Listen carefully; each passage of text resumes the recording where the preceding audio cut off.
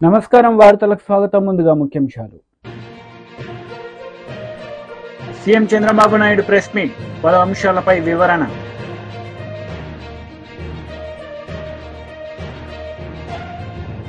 మాజీ CM Jaganmohan Reddy press meet, CM Chandrababu నాయుడుపై fire. TDP అధినేత నారా చంద్రబాబు నాయుడు ప్రెస్ మీట్ నిర్వహించారు. ఈ సందర్భంగా పలు అంశాలపై ఆయన మాట్లాడారు. నియమాల్ని నిబంధనల్ని తప్పకుండా ఉల్లంఘించకుండా పాటించడం అంటే మీరు వేరే మతాల్ని గౌరవించినట్టు. అట్లా కాకుండా నేను ఎప్పుడు ఇంతవరకు ఎవరు అడగలేదు, ఇప్పుడు ఎవరు అడుగుతారు నన్ను, ఇది కరెక్ట్ కాదు.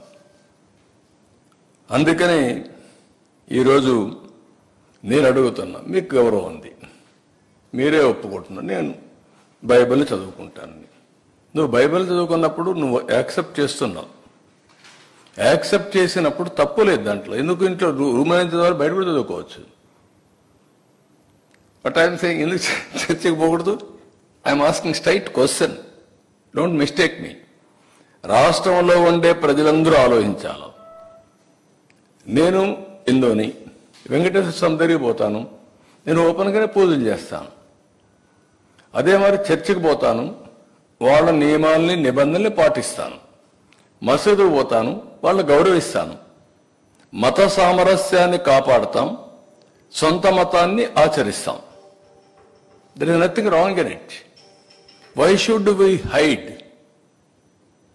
ఎందుకు దాచిపెట్టుకోవాల్సి? నేను లోపల ఎందుకు చదవాలి? You can read outside, nothing wrong. నేను తప్పుపడడం లేదు.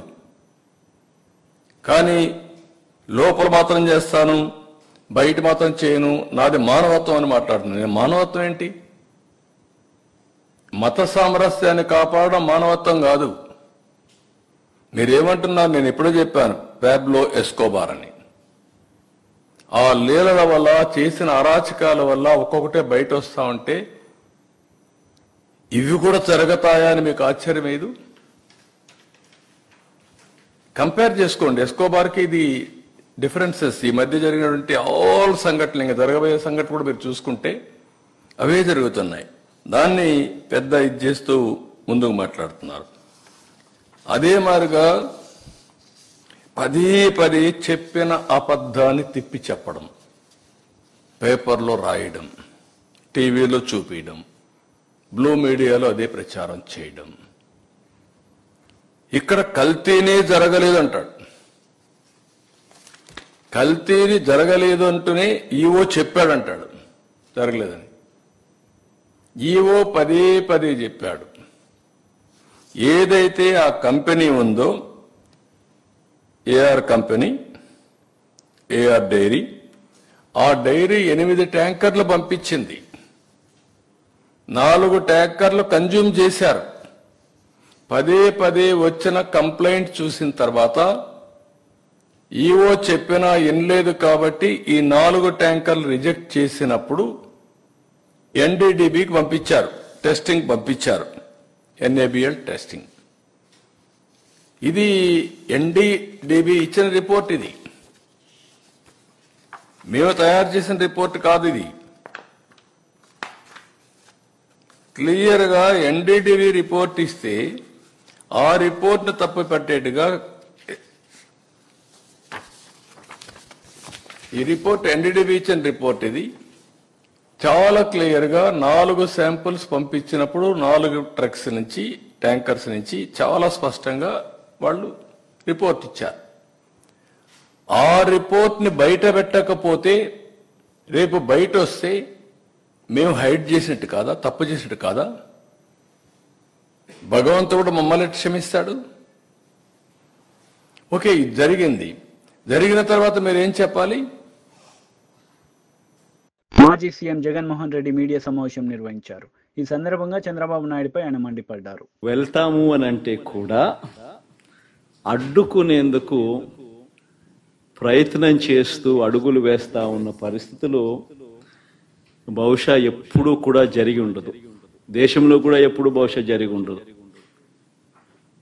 రాక్షస రాజ్యం అనేది ఇదే. ఆశ్చర్యం ఏమిటంటే తెలుసా, ఈ మాదిరిగా వైఎస్ఆర్సీపీకి సంబంధించిన కార్పొరేటర్లకు,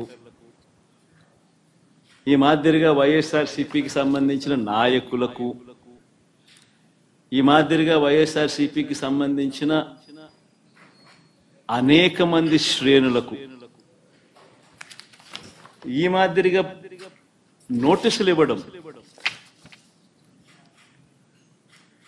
ఈ మాదిరిగా నోటీసులు ఇవ్వడం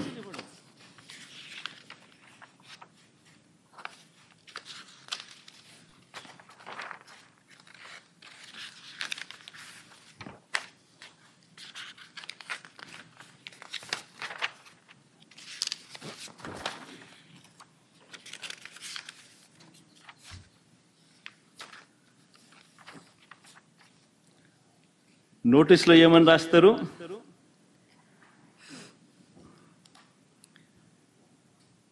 మాజీ ముఖ్యమంత్రి సభ్యులు వైఎస్ జగన్మోహన్ రెడ్డి గారు తిరుమల తిరుపతి సందర్శన ఉన్నందున సదరు కార్యక్రమానికి అనుమతి లేనందున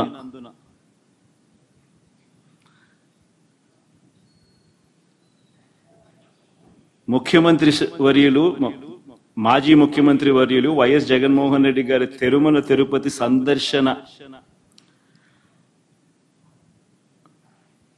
సందర్శనకు సదరు కార్యక్రమానికి అనుమతి లేనందున మీ ఆధ్వర్యంలో కార్యకర్తలతో మరియు మీ సొంత వాహనాలలో బయలుదేరి తిరుపతికి చేరుకుని వారు నిర్వహించే కార్యక్రమంలో పాల్గొంటారని సమాచారం. కావున అనుమతి లేని పై తెలిపిన కార్యక్రమమందు పాల్గొనడం చట్టరీత్యా వ్యతిరేకమని తెలియజేస్తూ ఇవ్వబడుతున్న నోటీసు.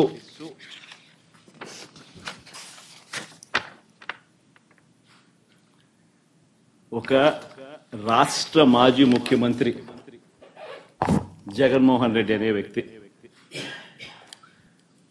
ఒక రాష్ట్ర మాజీ ముఖ్యమంత్రి అయిన జగన్మోహన్ రెడ్డికి తిరుమల తిరుపతి దేవస్థానంలో దేవుడిని దర్శించుకునేందుకు వెళ్తాను అనంటే వెళుతున్న నేపథ్యంలో మీకు పర్మిషన్ లేదు,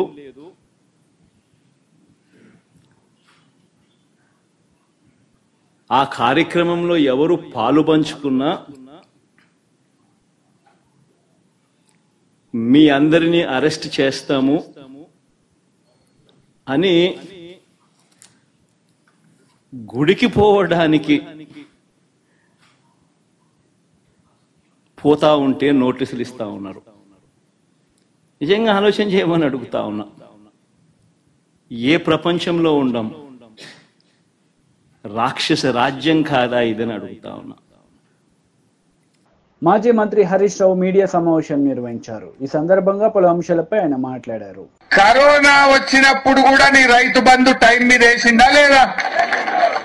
కరోనా కష్టకాలంలో కూడా గవర్నమెంట్ కి ఆమ్దాన్ లేకపోతే మంత్రుల జీతాలు బంద్ పెట్టిండు, ఎమ్మెల్యేల జీతాలు బంద్ పెట్టిండు, ఉద్యోగస్తులకు సగం జీతం ఇచ్చిండు, రైతులకు మాత్రం 5,000 రూపాయలు రైతు బంధు ఇచ్చిండు.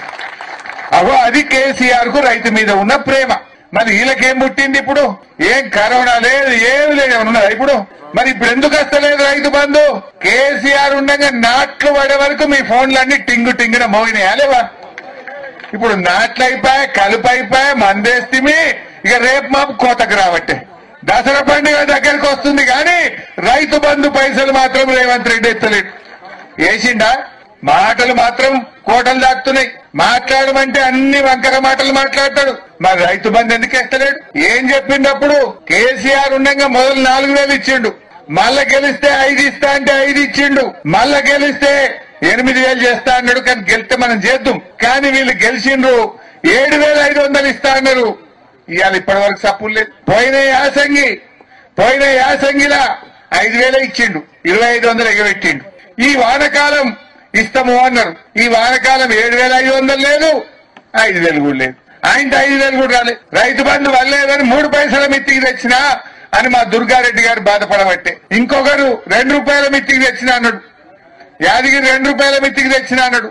నువ్వు రైతు బంధు అయ్యాక ఇలా అప్పుల పాలు చేస్తున్నట్టు రైతుల్ని. ఇవాళ కేసీఆర్ ఉండగా వస్తే ఇంత దున్ననీకి ట్రాక్టర్ కిరాయకో, మందు బస్తాలకో, కలుపు మందం ఇంత ఆసరైండు మన కేసీఆర్. వీళ్ళేంది ఏదో ఒక కుంటి సాకులు చెప్పి అబద్దాలు చెప్పి ఇప్పటిదాకా రైతు బంధు పైసలు కూడా ఇవ్వట్లేదు. ఏమైంది? కరోనా వచ్చిన కష్టకాలంలో కేసీఆర్ ఇస్తాడెట్లా? ఇప్పుడు అంత మంచిగా ఉన్నప్పుడు రేవంత్ రెడ్డి ఇయ్యడెట్లా? ఇది న్యాయమా అని నేను అడుగుతున్నా. ఇది మోసం చేయడం కాదా? రాష్ట్రంలో రైతుల్ని ఆగం చేయడం కాదా? కేసీఆర్ ఒక్కసారి ఇచ్చిండా? 11 సార్లు ఇచ్చిండు. 11 సార్లు రైతు బంధు ఇచ్చిండు. టైం మీద ఇచ్చిండు. ఇంకో పని ఆపుకున్నాడు, ఇంకో పద్దు ఆగబట్టుకున్నాడు. కానీ రైతుకు మాత్రం తిప్పలు పెట్టలే. అది ఎరువు బస్తాలైనా, కరెంట్ అయినా, రైతు బంధు అయినా, ఊరూరికి కొనుగోలు కేంద్రాలు పెట్టి ఒక్క గింజ లేకుండా టైం మీద వడ్లు కొనుడైనా, వడ్ల పైసలు 3 వద్దులలో వేసుకుంటా మిమ్మల్ని కాపాడుకోలే. వడ్లు కొంటే 3 వద్దులలో పైసలు వేసిండు కేసీఆర్. ఎక్కడ కూడా రైతుకు ఇంత ఇబ్బంది రానియలేదు. ఇంత కేసీఆర్ వచ్చినాకనే రైతుల భూముల విలువలు పెరగలే. మన ఊర్లో పొన్న కేసీఆర్ రాకముందు 5 లక్షలుండే. కేసీఆర్ వచ్చి కరెంటు మంచిగా ఇచ్చి, కాళేశ్వరం నీళ్లు తెచ్చి, చెరువులు మంచిగా చేసి, పెద్దవాగు మీద చెక్ డ్యాములు కట్టి, కానుగొర్రె మీద ఇన్ని చెక్ డ్యాములు కట్టి మంచిగా 2 పంటలు వండేటట్టు వ్యవసాయాన్ని మంచిగా చేసిండు. రైతు విలువ పెంచిండు. ఆ దెబ్బకు రైతు చేతిలో ఉండే భూమి విలువ పెరిగింది. 5 లక్షలున్న భూమి నంగునూరు మండలంలో ఏ ఊర్లో పోయినా 25 లక్షలు 30 లక్షలకు ఎకరం అయ్యేటట్టు చేసిండా లేదా కేసీఆర్? ఇప్పుడు కాంగ్రెస్ వాడు వచ్చినాక కొండ్రోడే లేడు. ఇంత లగ్గం ఉన్నదనో, ఏదన్నా ఆపద పడ్డదనో, ఓ అద్దపిగడు అమ్ముకుందామంటే కూడా మరి కూడా చూస్తలేడు. మళ్ళా భూముల విలువలు తగ్గినాయి. మళ్ళా కాంగ్రెస్ వచ్చింది, రైతు యొక్క విలువ తగ్గించేటువంటి పరిస్థితి వచ్చింది. ఇది మనం చూస్తారేమో ఊర్లో పోనా అంటే ఏ ఒక్క మంచి పని లేదు. బీజేపీ మహిళా లీడర్ ప్రెస్ మీట్ నిర్వహించారు. ఈ సందర్భంగా పలు అంశాలపై ఆమె మాట్లాడారు. రూల్ అనేది అందరికి ఒకటే రూల్ ఉండాలి. కొందరికి ఒకలాగా అనేటటువంటిది కరెక్ట్ కాదు. చెరువులు హైదరాబాద్లో అనేకమైన చెరువులు ఉన్నాయి. మరి ఆ చెరువులలో కబ్జాలు అయిపోయిన ఏళ్ల నుంచి ఇప్పుడు ఆ చెరువులన్నీ కూడా ఇప్పుడు అక్కడ ఉన్నటువంటి కట్టాలను కూడా కూలగొడతారా? ఏ రకమైనటువంటి నిర్ణయం తీసుకోబోతున్నది రాష్ట్ర ప్రభుత్వం? ప్రజల దృష్టిని పూర్తిగా ఈ రాష్ట్రం అప్పుల కూపంలో ఉన్నటువంటి ఈ రాష్ట్రాన్ని ప్రజలకు అనేక హామీలు ఇచ్చి మభ్యపెట్టి వాటి పట్ల దృష్టి మరల్చడం కోసమనే ఈ హైడ్రాని తీసుకొచ్చి హైదరాబాద్ అంతా బెంబేలెచ్చిచ్చేసారు. హైదరాబాద్కి ఇప్పుడు ఎవరన్నా కొత్త వాళ్ళు వచ్చి రియల్ ఎస్టేట్ వచ్చి కొత్త డెవలప్మెంట్ రావాలంటే కూడా ఈరోజు భయానకమైనటువంటి పరిస్థితి హైదరాబాద్లో ఏర్పడింది. హైదరాబాద్ యొక్క అభివృద్ధి ప్రశ్నార్థకంగా మారిపోయింది. ఇవాళ హైదరాబాద్కి రావాలా ఎవరన్నా కొత్తగా అంటే ఏం జరుగుతుందో ఏందో ఉన్న భవనాలు ఉంటాయా పోతాయనేటటువంటి పరిస్థితి ఏర్పడింది. ఒక భయానక వాతావరణాన్ని అలా హైదరాబాద్లో సృష్టించింది ఇప్పుడున్నటువంటి ప్రభుత్వం. హైడ్రా అనేది కేవలం హడలెత్తించి భయపడి వాళ్లకు సంచులు తీసుకొచ్చి ఇచ్చేయాలి. రేపు రాబోయేటటువంటి ఎన్నికల్లో ఆ సంచులను పైన ఉన్న వాళ్ళ పార్టీకి మోయాలని ఈ హైడ్రాని తీసుకొచ్చిండ్రు. అంతకంటే వేరే లక్ష్యం ఏం జిల్లా కనబడతలేదు. కేవలం ఈరోజు టోటల్గా చూసుకుంటే కనుక ప్రధానంగా అధికారంలో ఉన్నటువంటి రాష్ట్రాలు ఏమైనా ఉంటే పక్కన కర్ణాటక, తర్వాత తెలంగాణ. ఇక్కడి నుంచే ఢిల్లీకి సంచులు పోవాలి. ఇక్కడి నుంచే వాళ్ళ కాంగ్రెస్ పార్టీని రేపొద్దున అన్ని రాష్ట్రాలు ఎన్నికల్లో గెలవడానికి నిధులు కావాలంటే ఇక్కడి నుంచి వాళ్ళు సమకూర్చాలి. దాంట్లో భాగంగానే ఇవాళ ఆదరాబాదరాగా కొన్ని ప్రాజెక్టులకు వాళ్ళకి కావాల్సిన వాళ్లకు టెండర్లు లోపలే ఇచ్చుకోవడము, లోపలనే వాళ్లకు ఆ ప్రాజెక్టును కట్టబెట్టడము. కేసీఆర్ టీఆర్ఎస్ ప్రభుత్వానికి మించినటువంటి అవినీతిని ఇప్పుడున్నట్టు రాష్ట్ర ప్రభుత్వం చేస్తూ ఉంది. అంతకు మించినటువంటి అవినీతి ప్రయాణాన్ని ఈరోజు కాంగ్రెస్ పార్టీ చేస్తూ ఉంది. సో కాంగ్రెస్ పార్టీ ఇవాళ చేస్తున్నటువంటి అభివృద్ధి పేరిట దోస్తున్నటువంటి దోపిడీలే కానీ, ఒక పక్క పేదవాళ్ళకి ఇవ్వాల్సిన పథకాల పట్ల ఇప్పటిదాకా లేదు, రైతులకు ఇవ్వాల్సిన పథకాల పట్ల ఇప్పటిదాకా లేదు, చొరవలేదు. కానీ అమాంతరంగా అడ్డగోలుగా వాళ్ళ బంధువులకు టెండర్లు కట్టబెట్టడము, ప్రాజెక్టులు ఇవ్వడము, కొత్త ప్రాజెక్టులకు టెండర్లు వాళ్ళకి కావాల్సిన వాళ్ళకు అనునాయులకు ఇచ్చుకోవడము, వాళ్ళ పార్టీలు ఉన్నటువంటి వాళ్ళకి ఇచ్చుకోవడము, వాళ్ళకు మద్దతు ఇచ్చినట్టు వాళ్ళకి ఎన్నికల్లో సపోర్ట్ చేసిన వాళ్ళకి ఇచ్చుకోవడము. ఇవన్నీ చూస్తే మరి ఆనాడు మాట్లాడినటువంటి మాటలు ఈనాడు ఏమైనా అడుగుతున్నా Congress party. YCP leader Ambati Rambabu media సమావేశం నిర్వహించారు. ఈ సందర్భంగా పలు అంశాలపై ఆయన మాట్లాడారు. ఇక్కడే కూర్చొని జగన్మోహన్ రెడ్డి గారిని మేము అడ్డుకుంటాం, కొండ మీదకి ఎలా వెళ్తాడు అనేటువంటి మాట. తెలుగుదేశం మాట కూడా ఇదే మాట, అక్కడ ఉన్నటువంటి నాయకులు. ఇక చూస్తే పోలీసు వారు ఏంటంటే, జనరల్గా నేను ఎప్పుడు ఇంత విచిత్రమైనటువంటి పరిస్థితిని నేను తిరుమలలో చూడలా, రాష్ట్ర వ్యాప్తంగా కూడా చూడలా. ఏదైనా ఒక ఆందోళన జరుగుతున్నప్పుడు ఆ ఆందోళనని కట్టడి చేయడం కోసం నోటీసులు ఇస్తారు. ఇక్కడ ఆందోళన ఏముంది?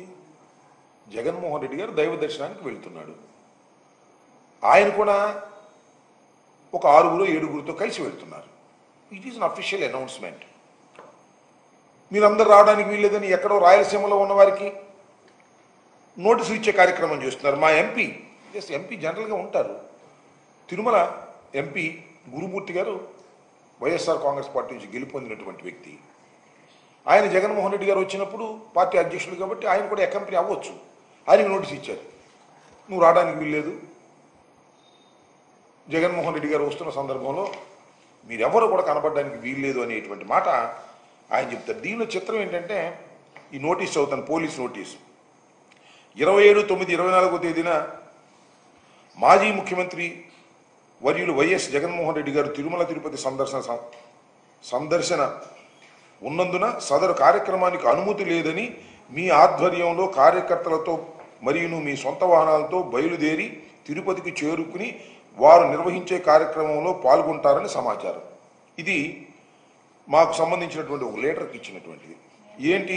మాజీ ముఖ్యమంత్రి వర్యులు వైఎస్ జగన్మోహన్ రెడ్డి గారు తిరుమల తిరుపతి సందర్శన ఉన్నందున సదరు కార్యక్రమానికి అనుమతి లేదంట. ఇది ఎక్కడ కూడా నాకు అర్థం కాలేదు. శ్రీ శ్రీ శ్రీ శ్రీ శ్రీ వెంకటేశ్వర స్వామిని మాజీ ముఖ్యమంత్రి గారు సందర్శించడానికి ఎవరి అనుమతి కావాలి? పోలీసు వారి అనుమతి కావాలా? నేను తిరుపతి వెళ్ళాలనుకున్నాను, ఎవరి అనుమతి కావాలి? నా మనసు అనుమతి కావాలి, భగవంతుడు అనుమతి కావాలి. అనుమతి లేనందున జగన్మోహన్ రెడ్డి గారు అనుమతి లేనందున మేము దాన్ని మీరెవరు రావడానికి వీల్లేదు అనేటువంటి మాట. పోలీసు వారి అనుమతి, శ్రీ వెంకటేశ్వర స్వామిని సందర్శించుకోవడానికి పోలీసు వారి అనుమతి అవసరమా? ఎప్పుడైనా ఉందా? టీడీపీ లీడర్ మీడియా సమావేశం నిర్వహించారు. ఈ సందర్భంగా పలు అంశాలపై ఆయన మాట్లాడారు. ఇదే విధంగా ఒక్కసారి ఈ ప్రాజెక్టులన్నీ కూడా నిర్వహణ చేతకాక, శ్రీశైలం కానీ నాగార్జున సాగర్ ప్రాజెక్టులు కానీ మేజర్ ప్రాజెక్టులైన ఈ ప్రాజెక్టులు చేతకాక కేంద్ర ప్రభుత్వ ఆధీనంలోకి తీసుకుపోయే పరిస్థితి వచ్చింది. రాయలసీమకు ముఖ్యంగా నీటిపారుదల వ్యవస్థలో గత 5 సంవత్సరాల్లో పూర్తిగా రాష్ట్ర ప్రభుత్వం 5 సంవత్సరాల నిర్లక్ష్యం వహించిన మాట పూర్తిగా వాస్తవం. ఎందుకంటే శ్రీశైలం ప్రాజెక్టు నుంచి ఏదైతే నీటిపారుదల వ్యవస్థ మొదలవుతుందో అక్కడే పూర్తిగా అస్తవ్యస్తమైన నీటిపారుదల నిర్వహణను చేసి గత ప్రభుత్వం పూర్తిగా రాయలసీమను నిర్లక్ష్యం చేసిన మాట వాస్తవం అని చెప్పి ప్రజలకు తెలియాల. రాయలసీమ అంటాడు, కడప జిల్లా నా సొంతగా ఊరంటాడు. రాయలసీమలోనే నిలిచిపోయిన గాలేరు నగర్ ప్రాజెక్టులు కానీ, హంద్రీనీవా ప్రాజెక్టులు కానీ, మిగిలిపోయిన తెలుగంగ ప్రాజెక్టులలో కానీ ఎక్కడా కూడా ఒక్క రూపాయి కూడా ఖర్చు పెట్టకుండా ఎక్కడ ప్రాజెక్టులు వేసిన గొంగలు అక్కడే నిలిచిపోయిన పరిస్థితిని కూడా మనం చూస్తూ ఉన్నాం. రాయలసీమలో హంద్రీనీవాకు గత ప్రభుత్వం, తెలుగుదేశం ప్రభుత్వం 2014 నుంచి 19 వరకు దాదాపు 4,182 కోట్లు ఖర్చు చేస్తే, ఈ జగన్మోహన్ రెడ్డి గారి ప్రభుత్వం వచ్చిన తర్వాత కేవలం 515 కోట్లు ఖర్చు పెట్టి 3,000 క్యూసెక్కుల పైన నీళ్లు పోవాల్సి ఉన్న కాలువల్లో కనీసం 1,500 క్యూసెక్లు కూడా పోలేని పరిస్థితికి తీసుకొచ్చినాడు. అదేవిధంగా రాయలసీమ దుర్భిక్ష మిషన్ అని చెప్పి 33,800 కోట్లతో భారీ ప్రాజెక్టులను టెండర్లు పిలిచి కనీసం దాని ప్రారంభానికి కూడా నోచుకోలేని పరిస్థితికి జగన్మోహన్ రెడ్డి గారి ప్రభుత్వం చేసింది. ఉత్తుత్త హడావిడంతా చేసేసింది. కడప జిల్లాలో కూడా దాదాపు 12,000 కోట్లతో జీవోలు ఇష్యూ చేసి ఏ జీవోలో కూడా పూర్తి చేసిన ఒక్క పని కూడా పూర్తి చేయలేని పరిస్థితిలో, మొదలుగాని పరిస్థితిలో ఉంది కడప జిల్లాలో కూడా. రాయలసీమకే కాదు, సొంత జిల్లా అయిన కడప జిల్లా కూడా పూర్తిగా నీటిపారుదల నిర్వహణలో కానీ, నీటిపారుదల ప్రాజెక్టుల ప్రారంభంలో కానీ ఆయన హయాంలో ఇచ్చిన శాంక్షన్ చేసిన జీవోలను కూడా మొదలు కూడా పెట్టలేని పరిస్థితిలో పోయినాడంటే నీటిపారుదల వ్యవస్థ మీద రాయలసీమ మీద జగన్మోహన్ రెడ్డి గారికి ఏ విధంగా అవగాహన ఉందో ప్రజలందరూ తెలుసుకోవాలి. ఈరోజు పోలవరం ప్రాజెక్టు గత ప్రభుత్వం 77% పనులు పూర్తి చేస్తే ప్రతిసారి అసెంబ్లీలో 2020 డిసెంబర్కు పూర్తి చేస్తాం, 2021 డిసెంబర్కు పూర్తి చేస్తాం, 2023 డిసెంబర్కు పూర్తి చేస్తామని చెప్పి 1% కూడా పురోగతిని చేయలేకపోయింది. పోలవరం ప్రాజెక్టు పూర్తయితే దాని లాభాలన్నీ కూడా రాయలసీమ ప్రాజెక్టుకే.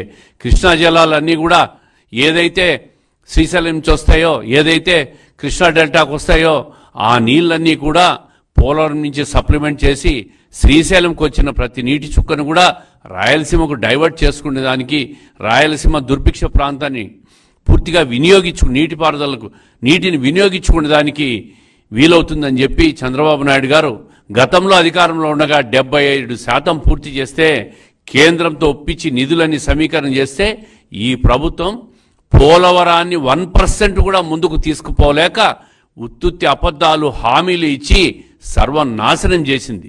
డయాఫ్రమ్ వాల్ను పోగొట్టేసింది.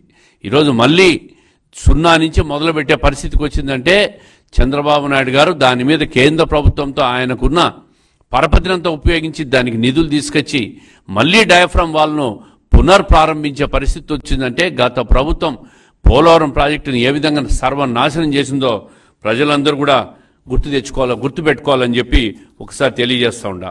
అదేవిధంగా గత ప్రభుత్వం ప్రాజెక్టుల పేరు చెప్పి ప్రాజెక్టులను ప్రారంభించి దాన్ని కూడా రివర్స్ టెండరింగ్ పేరు చెప్పి తనకు కావాల్సిన అన్యాయాలకన్నీ పనులు ఇచ్చి చివరకు ₹1 కూడా బిల్లు వార్తలు ముగించే ముందు ముఖ్యాంశాలు మరోసారి. CM Chandrababu Naidu press meet, పలు అంశాలపై వివరణ.